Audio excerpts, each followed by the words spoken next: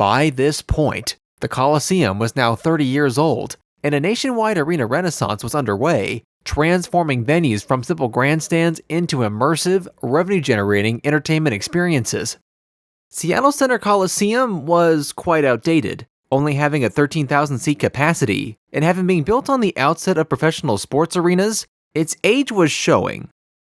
In 1986, the venue hosted the NBA's first ever rain delay game. When water leaked from the roof onto the playing floor, ball boys did the best they could to wipe the water off the court during timeouts, but referees ultimately suspended the contest until the next day, when the Phoenix Suns defeated the SuperSonics by 17 points, in a humiliating defeat made even worse by a decaying arena. Barry Ackerley, a Seattle-based media tycoon, had purchased the team from their founders in 1983. Now, he had owned the team for over a decade, and while not securing a championship, he had led the team to enough success to garner political influence in Seattle and across the league. While Ackerley would never comment, rumors that the team would move were rampant, with cities like San Diego, Toronto, and Milwaukee in the mix.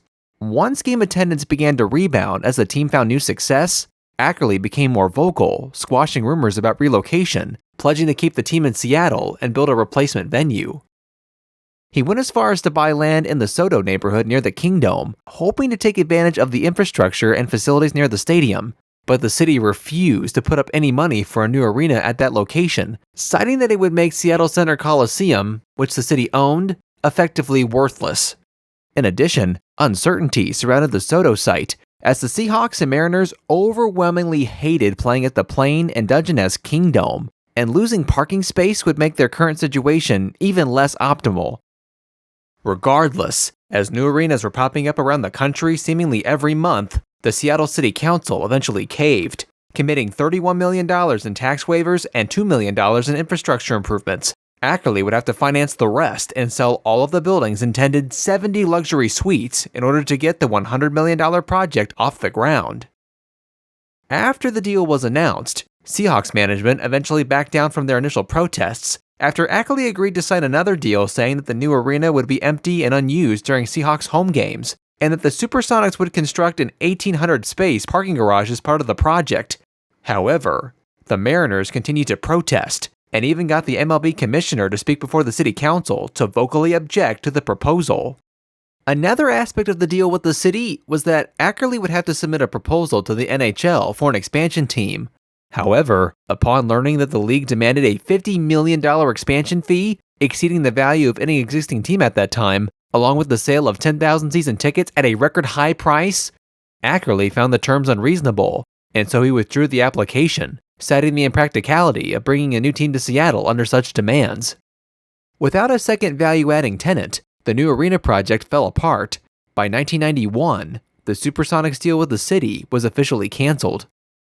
With the Sodo Arena proposal off the table and the city facing the potential loss of tourism, and at worst, the SuperSonics, newly elected Mayor Norm Rice made it a top priority to commission a study on the environmental and engineering feasibility of expanding the existing arena through excavation. The plan the commission proposed involved digging underneath the arena, demolishing the existing arena bowl, and constructing a deeper and larger one. The compression ring that held up the steel cables creating the roof would be supported to shore up the structure, before the entire system would be replaced with steel girders and trusses conformed to the existing roof shape.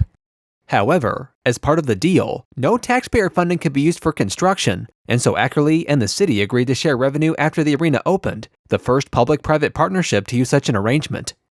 Barry Ackerley was highly skeptical of this plan.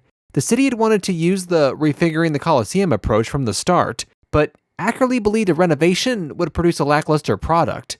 Now, faced with no other choice, Ackerley endorsed the plan as a last resort. The project took 2 years to complete. The SuperSonics would play at the Tacoma Dome in Tacoma, Washington during construction.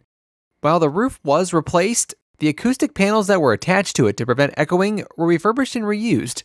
The court itself was lowered 35 feet, improving sightlines and capacity, which was raised from 14,000 to over 17,000, including 1,100 club seats and 58 luxury suites. These for sure were huge upgrades from the Seattle Center Coliseum in its original form, but still lacked in comparison to entirely new arenas that were built with capacities exceeding 20,000 and had over 100 luxury suites. And to make matters worse, in the renovated arena, only 10,000 seats were usable during hockey games.